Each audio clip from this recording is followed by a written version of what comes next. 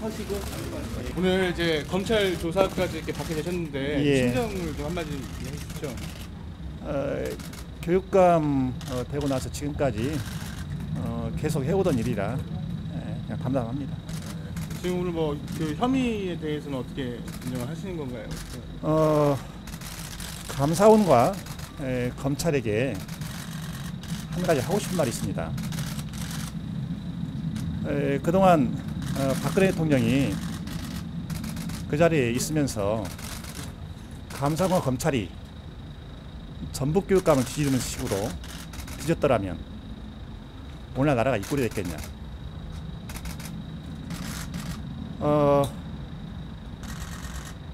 툭하면 헌법 탓을 하는데 헌법 어느 조항이 대통령이 국정 난동을 부리도록 허용하고 있었냐는 겁니다. 제가 부탁하고 싶은 것은 우리나라 모든 권력들이 김성한 교육감을 다루는 식으로 좀 다뤄주라. 먼지 하나까지 다 털어주라 하는 겁니다. 그러면 대한민국이 괜찮은 나라가 될 겁니다. 저는 이 혐의 사실에 대해서 단 1%도 인정하지 않습니다. 그것은 우리 존경하는 전북 도민들 앞에서 제가 맹세를 합니다. 감사원 감사반원이 왔을 때 제가 그런 말을 했습니다. 만약에 김성환이라는 사람이 이 자리에 있으면서 인사비리를 저질렀다? 그럼 대한민국은 그것으로 쓰러지는 것이다.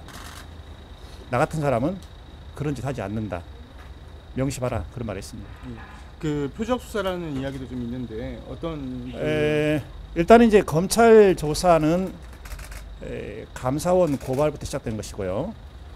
감사원 고발 자체가 저는 표적 감사를 통한 표적 고발이라고 부른 겁니다. 감사원은 헌법이 규정하고 있는 권한만 행사하면 되는 것이죠.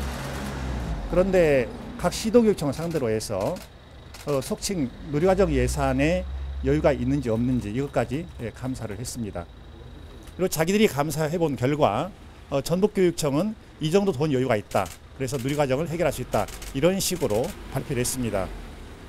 제가 그걸 보면서 이게 감사원이 하는 짓이냐.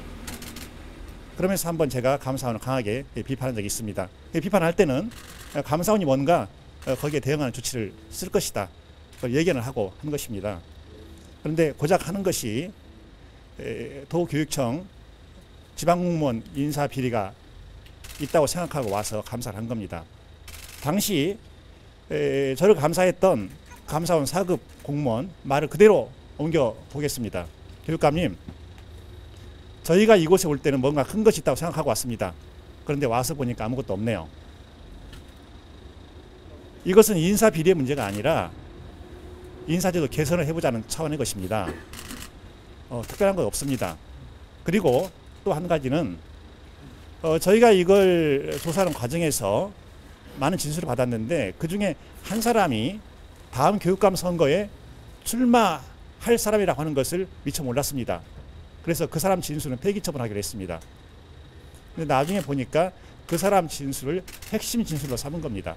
그래서 그 사람 진술을 보면 전북교육감 김성환은 지방공무원 인사 비리를 저질렀구나 이렇게 판단할 수밖에 없도록 되어 있는 겁니다. 그래서 검찰은 그걸 단서로 해서 조사를 하는 것이니까 오늘 검찰에 들어가서 성실하게 조사에 임하겠습니다.